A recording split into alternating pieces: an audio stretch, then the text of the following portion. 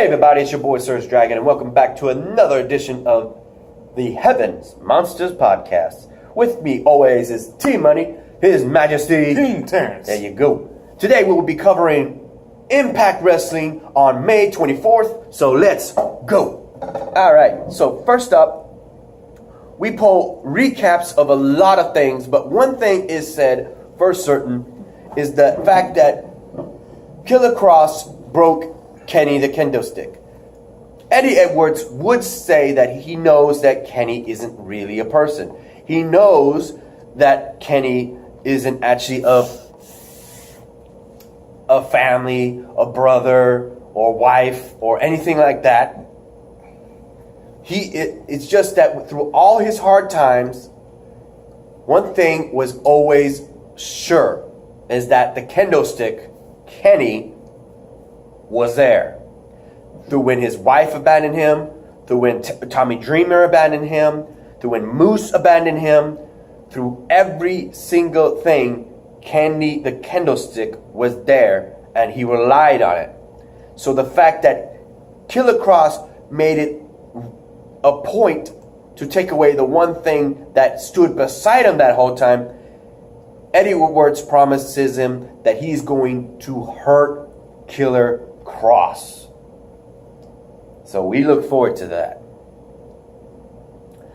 First match of the night, we would have Sami Callihan of OVE versus Falaba with Scarlett Bordeaux in his corner, while the two Chris brothers are in Sami Callihan's. Ultimately, thanks to some outside interference with the Chris brothers and Scarlett Bordeaux putting them out, and even helping Falaba do a over 400-pound suicide dive, Sami Callihan takes the opportunity to make a, how would you say this? A custom Cactus Jack special by having, excuse me, having Falaba's legs on the side corner ropes like Randy Orton does his Coral DDT. Instead, he puts them in a small package and power drives them right there in the middle of the ring, getting the 1, 2, 3. Excuse me. Was holding that back.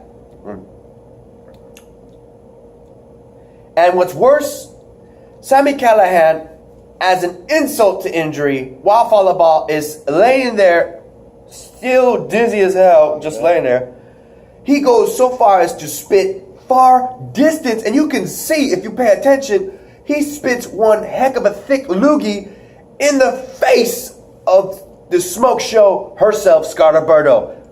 And the commentary and the fans are livid that he did that. For real. I don't even know if that was part of the script or he literally just did that. That's part of the script because they can't do it. He did. He spat right in her face. That's part of the script. Yeah. Next, we would have the Knockouts champion, Taya Valkyrie, versus Madison Rayne for the Knockouts title. Which case, sad to say, throughout all her efforts, the Queen, Madison Rayne, couldn't beat, how you say it? Huela Loca. And for the record, I asked my mom what that meant. It means crazy white bitch. Because Huela is light complected like I am. I'm light complected. If people saw me, they would know I am light complected compared to the actual dark skinned Mexicans and Hispanics. So I'm Huela. Oh, Huelo. Because I'm a man. And because of the fact it's Huela Loca, it means crazy white bitch. Loca. So she ended up getting beaten Madison Rayne. But after the match, we would have Rosemary stating her claim to be next contender for the Knockouts Championship, while having the undead bride, Su Yung, in her possession with the collar that she once had for Dark Alley. The Asian chick. Mm-hmm. We would then have 1 second. You know, James Mitchell confront Rosemary on her way to the backstage area. He wants Su Yung back in his possession, but Rosemary refuses. You should know that. Any word for flex can correct. I already said talked about that. The Rascals did their what the fuck did I press? I accidentally pressed play on the YouTube video link they had. All right. We then have the. Oh yeah, you wanted to say something on that? Saying, Ted Valkyrie is really like. Mm-hmm. Yeah. She trained with Conan. Yeah, Right? That, because plus she learned. maybe she just had some sort of Hispanic heritage. Maybe well, in there. actually, I don't know. she learned. I speak Spanish. That's what I'm saying. Yeah. We then have the Rascals doing their little training montage, and what they failed to do last week, all they had to do was really just get high, and their workout resume was so much better, and now they're ready for that little competition of whatever comes after. We then have the tag team champions LAX with Conan versus the North. In that match, LAX ended up defeating them. Right? Yep. And they don't take it very lightly, to the point that Moose comes in to aid them in the beatdown. So LAX and the North with Moose are very much at odds right now. We then have Gilberti. Gilberti, what the fuck are you doing? He has himself a little exhibition match with a new rookie of the Knockouts called Ashley Vox.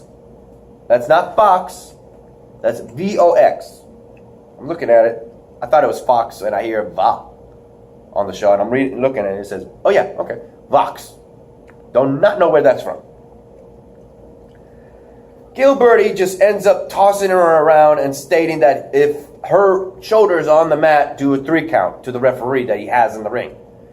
She puts up one hell of a fight to actually give Gilberti to put down the mic, because he said he's going to self-commentate throughout the match, holding the mic with one hand, and does it pretty well until she's actually whooping his ass.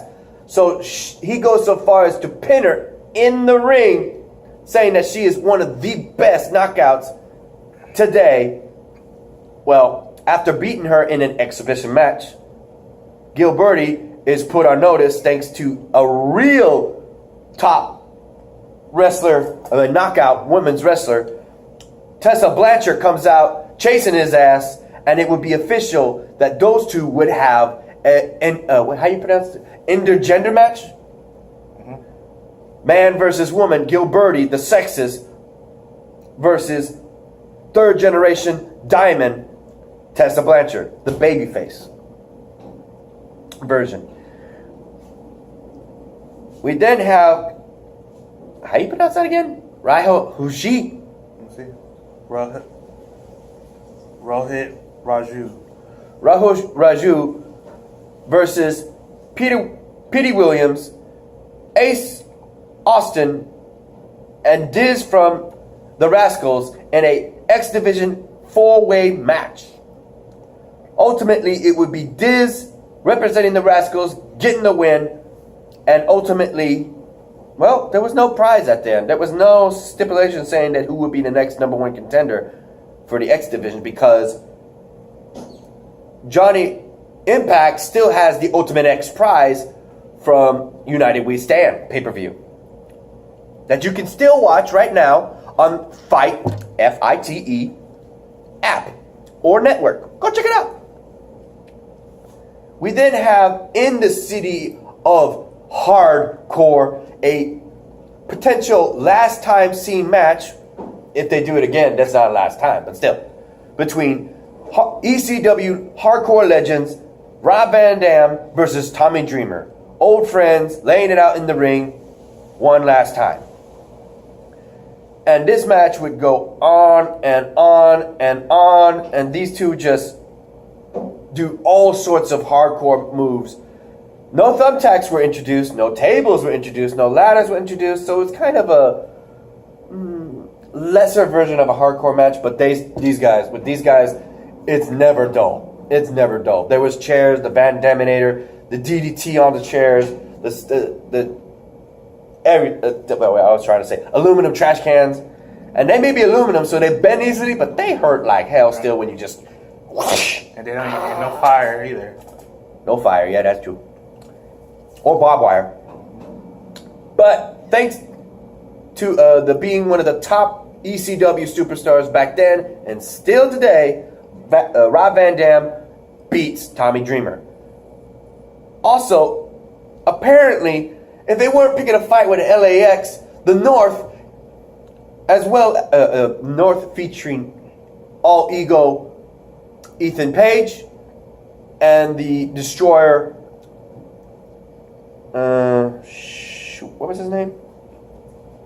Joshua Alexander, I think it was. Let me go back up. Josh Alexander, yeah, I was right.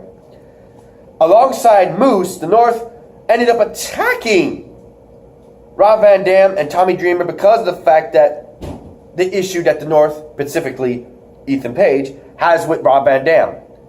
And they went ahead and attacked Tommy Dreamer as a, well, wrong time, wrong place to be, Tommy. So it was these two had already gone through such a hardcore match that they are completely next to exhausted, tapped out. They didn't tap out, they're just getting beaten the hell up. Until the lights go out, and from out of nowhere, this suicidal, genocidal, homicidal, death-defying Sabu shows up with this woman. Do you know who that woman is? No, that's nobody. Well, it seems to be somebody to him. If you know who it is, leave it in the comments down below, because I don't know nothing about ECW. It's a new girl, because like I'm not gonna lie. Wait, who? It's a new woman. Ain't nobody. She kind of old looking though. I think that might be a wife. No. Looking like freaking Genie. Looking like that. Cause he ain't had anybody with him at the time. Well, he had her. You see, he's with somebody. Yeah. The hardcore team of Sabu, Tommy Dreamer, and Rob Van Dam clear the ring of the North, and the Moose, fuck you, gets taken out. Standing tall is the whole crowd is screaming ECW, ECW, ECW. So they pick a fight with LAX and Hardcore Legends. What the heck? The North and Moose are idiots. They also picked the fight with the Rascals not too long ago, so this is going to end terribly for them at one point. It is just going to end terribly for them. They are picking fights with more people than they can count their chickens. And instead of chickens catching, you got fucking egg bombs. Might as well be stink bombs. God damn. They're gonna be set up, be thrown out in the trash at one point. I wouldn't be surprised. Anyway, what did you think of that? Yeah, that's pretty good. Got any comments on any of the matches? Okay. With that said, ladies and gentlemen, we also got before we end this, we got to give a shout out to our boys, fellow Heaven Monsters podcast members. A shout out to Xavier and Mike Henry, Xavier Hill and Mike Henry. A link to their YouTube pages will be in the descriptions down below as usual. Please check them out.